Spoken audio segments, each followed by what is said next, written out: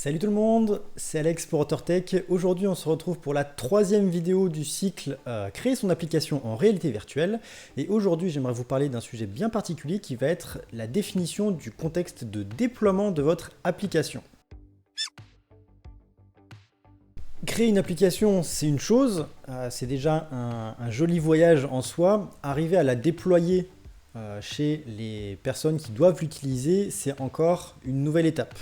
Et ça a l'air anodin comme ça, mais c'est loin d'être simple. Et selon les différents choix que vous allez faire, selon les différentes cibles que vous allez avoir, eh bien, vous allez devoir faire face à certaines problématiques qu'il faut anticiper au maximum, sinon vous risquez d'avoir de très mauvaises surprises. Donc l'objet de cette vidéo, ça va être de vous expliquer un petit peu le genre de questions qu'il va falloir vous poser autour de cette question plus générale du contexte de déploiement, afin de vous permettre d'anticiper au mieux les différentes problématiques que vous pourriez avoir, dont certaines peuvent avoir un impact directement sur l'architecture des applications que vous allez mettre en place. La première question qu'il faut vous poser, c'est de définir quelle va être la cible de votre application. Lorsque vous allez créer un produit ou un service, et de manière générale, n'importe quel produit ou service, pas forcément juste de la réalité virtuelle, il va falloir vous poser cette question: à qui est-ce que cette application ou ce service est destiné? Et par rapport à cette réponse-là, donc vous allez pouvoir définir de manière très spécifique à qui vous allez vous adresser, mais de manière générale, on va pouvoir classer en fait ces différentes cibles dans deux catégories. La première, ça va être dans le cas où vous allez vendre ou distribuer votre application ou votre service à des particuliers. Donc dans ce cadre-là, on va parler de B2C ou Business to Customer, c'est-à-dire vous êtes une entreprise vers un consommateur. L'autre possibilité, c'est que vous créez un produit ou un service à destination d'entreprises. C'est typiquement ce que fait AuthorTech. Nous développons des logiciels à destination des entreprises. Donc dans ce cadre-là, on va parler de B2B ou Business to Business, c'est-à-dire d'entreprise à entreprise. Et selon cette première catégorisation de votre cible, eh bien ça va commencer d'ores et déjà à vous diriger vers des différentes problématiques que vous allez devoir gérer concernant le déploiement, puisque lorsque vous allez créer votre application, selon si vous la diffusez à des particuliers ou à des entreprises, la façon dont vous allez diffuser cette application va forcément être différente. Et du coup, ça va avoir un impact extrêmement structurant sur la façon dont vous allez construire l'application en elle-même. Si vous êtes dans le cas d'une relation en B2C, c'est-à-dire que vous allez préparer une application à destination de consommateurs en direct, la première question qu'il faut vous poser, c'est quel va être le budget de l'application. Et quand je parle de budget, ce n'est pas le budget financier, ça va être le budget en termes de mémoire et de capacité technique de l'application. Puisque si vous créez une application qui nécessite un PC à 10 000 € pour fonctionner, mécaniquement, vous allez avoir beaucoup moins de gens qui vont être en mesure de jouer à votre jeu. Et donc, s'il y a moins de gens qui peuvent y jouer, il y a moins de gens qui vont pouvoir l'acheter. Et du coup, votre développement va être tout d'un coup beaucoup moins rentable. Donc dès le départ, en fait, il faut vous fixer ce budget et vous dire, il faut que mon application, j'arrive à la faire fonctionner sur telle configuration. Voilà. Et ça va vraiment être mon minimum vital. Et après, forcément, vous allez pouvoir monter en gamme un petit peu plus pour faire des choses un petit peu plus sympas. Mais il faut vous donner quand même cette base de départ-là qui, de préférence, doit être en correspondance avec le marché que vous avez en face. Typiquement, si vous vous dites que votre jeu doit tourner sur une RTX 3080, au moment où je tourne cette vidéo, elles sont en rupture de stock et elles coûtent un bras. C'est pas forcément une super idée. Donc il faut arriver à trouver le juste milieu pour vous dire de trouver un matériel qui va toucher un maximum de monde. Ensuite, il faut vous poser la question, quel casque vous allez pouvoir utiliser pour jouer avec votre application ou votre jeu. Alors aujourd'hui, on peut créer des applications qui sont multiplateformes, qui fonctionnent sur plusieurs casques, ça c'est pas vraiment un problème. Par contre, ça va avoir un impact sur la façon dont vous allez la déployer. Typiquement, si vous choisissez de faire une application, imaginons sur l'Oculus Quest, eh bien pour la diffuser, vous allez avoir besoin de passer par le magasin officiel d'Oculus. Et pour le coup, dans le cas d'Oculus, l'entrée sur le magasin est hyper stricte. Donc ça veut dire que c'est quelque chose qu'il va falloir anticiper beaucoup en avance. Alors récemment, là c'est tout frais tout chaud, ça date d'il y a quelques jours, ils ont annoncé qu'ils allaient créer un espèce de marché alternatif officiel, c'est un petit peu bizarre présenté comme ça, mais dans lequel il y a un petit peu moins de restrictions pour permettre aux gens de tester des idées d'application sans avoir à passer par tout le processus qui est hyper rigide sur le marché entre guillemets officiel. Donc même si vous prévoyez de publier sur plusieurs casques, c'est important de vous poser cette question-là dès le départ parce que vous allez être confronté à un moment donné à cette question-là de comment est-ce que je diffuse mon application. Et si vous ne vous posez pas ces questions en avant, eh bien vous pouvez vous retrouver à avoir une application qui est terminée et vous rendre compte qu'en fait, elle ne correspond pas aux standards de la plateforme sur laquelle vous voulez la publier et vous êtes coincé à ce moment-là. Ce qui est quand même fortement dommage après avoir mis beaucoup d'énergie dans le développement de votre application. Ensuite, on a le second cas dans lequel vous pourriez être, c'est-à-dire en B2B, business to business. Donc vous allez créer une application à destination d'une ou plusieurs autres entreprises. Et dans ce cas-là, on va pas se le cacher, c'est là que ça devient un petit peu rock'n'roll. Donc dans le cas du B2B, le prix du matériel pour faire tourner les applications, ça va généralement pas être une problématique, puisque en règle générale, la volonté en entreprise, c'est d'avoir une immersion qui soit très très élevée, avec des interactions qui sont généralement assez poussées. Et dans ce cadre-là, ça nécessite d'avoir des machines qui soient assez puissantes. Donc cette partie-là, je vais la laisser de côté. Pour ce qui est du déploiement en termes de magasins, quand vous allez développer une application pour un client, eh bien, il n'a pas forcément envie que cette application-là, elle finisse sur la place publique et que tout le monde puisse l'utiliser. Donc en fait, la plupart du temps, on va bypasser, on va complètement court-circuiter cette partie-là, on va pas du tout passer par les magasins officiels et on va directement aller l'installer sur les machines du client. Donc cette partie-là, elle va également sortir de l'équation. Par contre, il y a une autre question qu'il va falloir se poser, c'est comment est-ce que cette application-là va être utilisée au sein de l'entreprise cliente. Vous pouvez avoir plusieurs cas de figure, vous pouvez avoir le cas où par exemple vous allez installer l'application sur une seule machine. Dans ce cadre-là, c'est vraiment le cas le plus simple. Vous pouvez aussi avoir le cas où vous avez besoin de l'installer sur plusieurs machines. Ça peut arriver. Vous pouvez également avoir le cas où vous allez avoir besoin de l'installer sur plusieurs machines qui sont sur plusieurs sites différents. Imaginez que vous avez un gros client qui est sur plusieurs grandes villes, admettons Paris, Lyon, Lille, Bordeaux, Brest, voilà, pour citer plein de villes au hasard. Eh bien, imaginons que votre client va utiliser cette application-là dans chacune de ses agences. Eh bien, à un moment donné, il va falloir vous poser la question de comment est-ce que vous allez pouvoir installer ces applications-là dans toutes ces agences-là, dans toutes les machines. Et le fait de vous poser en amont et de réfléchir un petit peu à cette cartographie-là que vous allez devoir gérer une fois l'application terminée, eh bien, ça va vous permettre d'anticiper ce genre de problématique-là. Ça va vous permettre d'anticiper ce coût dans le tarif que vous allez vendre, dans le prix de vente de votre développement, parce que pour le coup, ça va être compris dans votre package.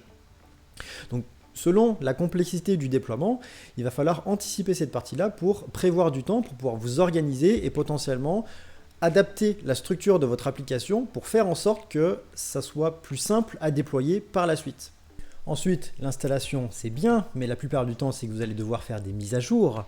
Donc, c'est bien de vous poser et de vous dire comment est-ce que je fais l'installation. Maintenant, vous développez une nouvelle version, vous corrigez des bugs, vous allez développer des nouvelles fonctionnalités qui sont demandées par votre client.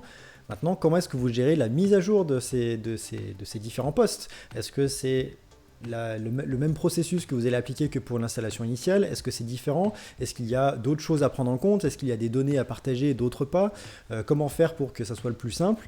Voilà, encore une fois, le fait de cartographier à l'avance la façon dont va être utilisée l'application, ça va vous permettre d'anticiper ce genre de problème pour les préparer au mieux et faire en sorte que ça soit le plus fluide possible et pour vous et pour votre client. Et là, on attaque vraiment le dur du dur, c'est le concept de système d'information, c'est-à-dire que dans les grandes entreprises, vous avez forcément plein de logiciels informatiques qui sont utilisés, vous avez des différents accès, vous avez des adresses email, vous avez tout plein de choses, des serveurs, des gestions de données, des gestions de fichiers partagés, etc. Et à un moment donné, quand une entreprise arrive à une certaine taille, elle va avoir besoin d'avoir des gens en fait, qui s'occupent de la cohérence de tout cet écosystème de logiciels, de vérifier qu'ils soient bien sécurisés, qu'ils soient toujours à jour, qu'il n'y ait pas de faille de sécurité et que tout soit cohérent dans un ensemble qui est défini à l'avance. C'est ce qu'on appelle le système de l'information. Et dans le cadre des grandes entreprises, eh bien, c'est également une question qu'il va falloir vous poser. C'est-à-dire que développer l'application, ça ne va pas être suffisant. Il va falloir vous poser la question de, compte tenu du système d'information de mon client, comment est-ce que mon application va pouvoir venir s'intégrer au sein de ce système d'information-là? Et ça passe par des procédures à respecter pour les installations, ça passe par le respect de certaines règles de sécurité, ça passe par des règles en termes de mise à jour des différentes applications. Ça va passer par tout un tas de règles qu'il va falloir respecter également pour faire en sorte que l'application puisse être déployée au sein de l'écosystème de votre client. Il faut imaginer ça comme une espèce de petite boîte noire, une espèce de mini-monde dans lequel vous avez un réseau partagé avec différentes choses, vraiment des applications, des données, des fichiers réservés à cette entreprise-là. Et donc il va falloir vous poser la question de comment est-ce que moi, ma petite brique, elle va pouvoir venir rentrer dans l'édifice qui est énorme de mon client. Et ça, présenté comme ça a l'air simple, évident, pas si compliqué que ça. En fait, ça peut être extrêmement compliqué.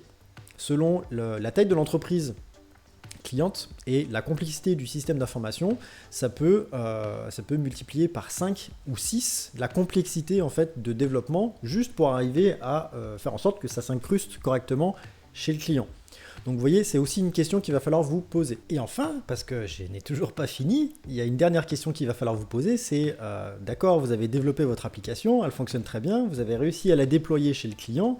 Maintenant, il y a une dernière question qu'il faut vous poser, c'est est-ce que les personnes qui vont utiliser l'application au sein de l'entreprise ont besoin d'une formation pour utiliser cette application? Là, dans ce cas-là, on reste autour de la réalité virtuelle, mais c'est un sujet qui reste quand même assez de la pointe en fait. Et il est très très probable que la majorité des gens, ou beaucoup de gens en fait, ne soient pas à l'aise avec cet outil-là. Peut-être que en fait, vous allez avoir besoin de prendre en charge également une partie formation pour expliquer en fait aux employés de votre client comment utiliser l'application. Alors peut-être que ça peut être des gens qui s'y connaissent déjà chez votre client qui s'en occupent, peut-être que c'est à vous de vous en occuper. Mais dans tous les cas, il va falloir vous poser cette question-là, parce que c'est pas tout de développer l'application et de la jeter comme ça dans le système d'information de votre client. Il faut aussi faire en sorte que votre client puisse l'utiliser. Parce que s'il achète une solution et que derrière, lui de son côté, il jette ça à ses employés et que personne ne comprend comment ça marche, il va avoir l'impression d'avoir jeté de l'argent par la fenêtre et de ne pas avoir résolu son problème. Alors que c'est juste potentiellement un petit accompagnement qu'il faut faire sur le sujet, oups, le micro, pour vérifier que tout le monde comprenne comment ça marche. Ça, c'est encore une fois une question qu'il va falloir vous poser. Est-ce que je vais avoir besoin de faire un accompagnement autour de la formation à l'utilisation, peut-être juste de la VR, de l'utilisation de votre application de manière plus spécifique, pour que les employés de votre client puissent utiliser l'application. Et avec ça, on est quand même déjà pas trop mal. Donc vous voyez quand même qu'il y a un sacré paquet de questions auxquelles il faut vous frotter avant de vous jeter directement dans le développement. Puisque toutes les questions qu'on a vues, que ce soit pour le B2C ou pour le B2B, vont avoir des impacts en fait sur le long terme. Et ces impacts-là, en fait, il faut les prévoir dès le démarrage du développement. Typiquement, par rapport au déploiement en entreprise, si vous avez besoin de faire en sorte de pouvoir le déployer à distance auprès de différentes machines dans un réseau d'entreprise, via un VPN, via ce que vous voulez, c'est quelque chose qu'il va falloir potentiellement prendre en compte dès le démarrage du projet pour faire en sorte que votre application puisse, faire des mises à jour ou ce genre de choses. Donc vous voyez, hyper important de vous poser ces questions. Et déjà, rien qu'avec ça, rien qu'avec ces différentes questions, alors, il y en a quand même beaucoup, on va pas se cacher, mais c'est normal, c'est assez complexe, mine de rien. Ça va vous permettre de poser une bonne cartographie de l'environnement cible dans lequel va pouvoir se dérouler l'utilisation de votre application pour pouvoir anticiper tout ça. Dans la prochaine vidéo de cette série, on abordera la question de comment bien choisir son matériel selon le différents types de projets que l'on peut avoir. Et c'est tout pour cette vidéo. Mettez un petit like. Si vous avez des questions par rapport à tout ce qui a été abordé, posez-la en commentaire, on se fera un plaisir de vous répondre. Abonnez-vous à la chaîne, ça nous permettra de toucher de plus en plus de monde à chaque fois et vous pourrez recevoir les prochains contenus directement. Pensez également à partager cette vidéo ainsi que toute la série de manière générale. On essaie de faire tout notre possible pour démocratiser un maximum l'usage de la réalité virtuelle et ça passe aussi par le fait de toucher un maximum de monde. Donc si vous connaissez des gens qui ça pourrait intéresser, surtout n'hésitez pas, envoyez-leur cette vidéo, envoyez-leur la chaîne, tout ce que vous voulez, partagez les vidéos, ça serait super cool. Merci. Sur ce, je vous dis portez-vous bien et on se retrouve la prochaine pour la suite de cette série. À bientôt.